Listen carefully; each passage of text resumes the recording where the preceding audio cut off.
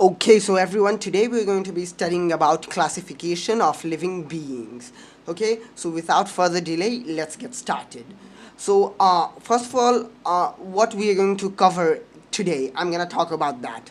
So, I know many of you haven't studied the class 8, okay, and if you have, I think you might need a revision. That's why today we are going to start with the introduction, why we need the kingdom classification, and also five kingdom systems. So we are going to talk about that. Let's get into the topic. Why do we need classification? So the reason are given here. So first of all, there's immense diversity. Our planet teems with millions of different species, from microscopic bacteria to colossal whales. That because our planet has various diversity, and it would be better if we study and make them in groups. It would be easier. Ease of study, yeah. Studying each organism individually is impossible. Classification provides a systematic way to manage this vast information. Okay, so if we go and study, like we shall study tiger, elephants, that will be a headache. That's why we need classification. We shall put them in groups. Okay, if we go and say we shall study like palm tree and we shall study tiger, that will be a headache. Okay, if we study every species individually.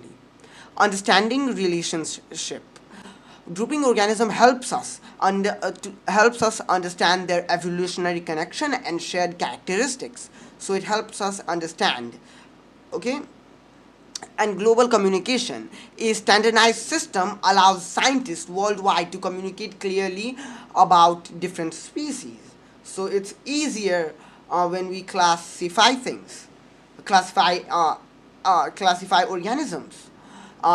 Early attempts at classification.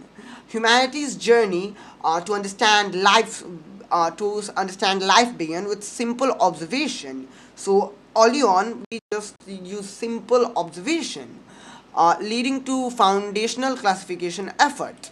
So Aristotle's system. In the 4th century, Aristotle thought that we need classification, and that was one of the first recorded classification attempts. And he classified organisms into two types: plants and animals. And animals were further classified based on their habitat: land, water, and air. They were further classified.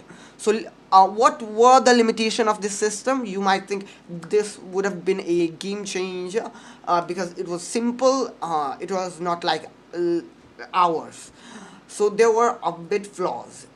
The first flaw was simplicity. It was too simple. The earth has very diverse things, and it was too simple for that. Okay, earth does not only have plants and animals, it has bacteria, fungus, everything. Okay, that's why it was too simple. And overlapping traits. Many organisms didn't fit nearly into the category. Okay, like amphibians did not fit. Okay, lack of details. Did not consider microscopic organism or complex biological differences. Okay, is the mic on? Yeah, it's on. So it did not consider that. Okay, evolution of classification systems. So how it got more and more classes. Okay, uh, as our understanding of life dependent classification models evolved to accommodate new discoveries and scientific insights. Okay, so when we were just starting, we had only two systems: plants and animals.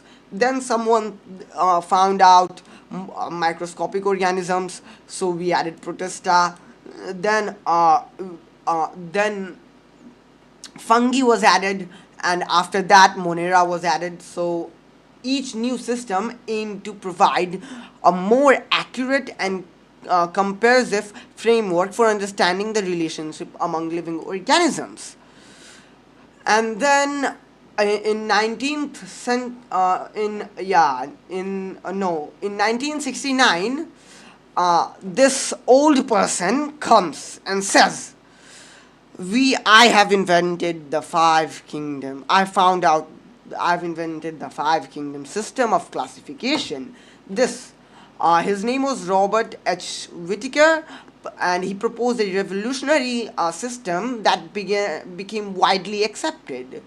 It was proposed by, I told you, Whittaker, and Whittaker's system brought a more detailed approach to classifying organisms, moving beyond simple observation traits. It remains a fundamental concept in biology. So, the key criteria for his classification was cell structure, prokaryotic or eukaryotic, unicellular or multicellular.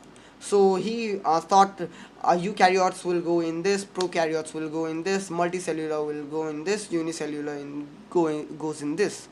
And body organization, level of cellular organization, okay, mode of nutrition and reproduction. So he thought of everything: asexual, sexual, mode of nutrition, autotrophic, heterotrophic, body organization, cell structure. He thought of everything. This old guy. Okay, moving on. Okay, let's explore five kingdom system of life. So first of all was Monera, whereas Monera is over here, then Protista, then Fungi, then Plantae, and then Animalia. Okay, so there are five. Remember that it will be asked in your exam. Okay, uh, and let's move forward. Monera. What is Monera? Single celled prokaryotic. Example: bacteria, blue green algae. So it's prokaryotic. And you might ask what is prokaryotes. Then I shall tell you that later. Okay. First, listen to me. Monera is single cell prokaryotes. Okay, and Protista mostly unicellular eukaryotes, and fungi is multicellular heterotrophic eukaryotes with cell walls, and Plantae multicellular autotrophic eukaryotes. Animalia multicellular heterotrophic eukaryotes. You might know Plantae and Animalia. Everyone knows that. Okay, haven't you seen plants and animals? You are an animal. Okay, moving on. Monera, the simplest the simplest forms of life. Okay, so Monera is the simplest form of life. And cell type, it's prokaryotic, meaning they lack true nucleus and membrane bound organelles. I told you I'll tell prokaryotic cells later. Okay, this is the time to tell you. Uh, it Prokaryotic cells does not have a true nucleus in them. Okay, so there's not true nucleus in their cell. And organization mostly unicellular through some form of colonies. Nutrition diverse modes including autotrophic, photosynthesis, or chromosynthesis, and heterotrophic. It has also heterotrophic Monera. Example: bacteria. You can see the examples over here. Monerans are versatile for many ecosystems, playing roles in nutrient recycling and decomposition. Moving on, Protista, the diverse eukaryotes.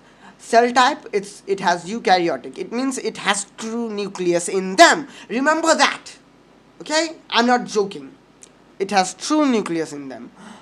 Possessing a true nucleus and membrane-bound organelles. So Protista has true nucleus, Monera does not. Protista has true nucleus, Monera does not. Remember that. Organization, primarily unicellular, but some are multicellular. Nutrition can be autotrophic or heterotrophic, both. Examples: amoebas, you can see the example over here. Protistas represent a fascinating group, often seen as junk drawer of eukaryotic due to their widely variety. Fungi decomposers, and it has a cell wall. Okay, it's not made of the plant. Okay, it has different cell wall. And okay, organization mostly multicellular. Example: mushroom. Fungi. Okay, I don't need to tell you much about it. And its nutrition is heterotrophic, obtaining nutrients by observing digested materials from their environment. and it has reproduction both sexually and asexually. Okay, so it can reproduce both ways. And importance, crucial for decomposers in ecosystem and used in food production. Okay, you eat mushroom. Okay, so many people eat it. Summary. Okay, so the summary, the foundation of biology. First, what we studied today. Uh, Evolution of classification, how the early attempts of classification was. First of all, there were two kingdom system, then came more and more classes, and now we have five kingdom system. And the five kingdom system is Monera, Protista, Fungi, Animalia, Plantae.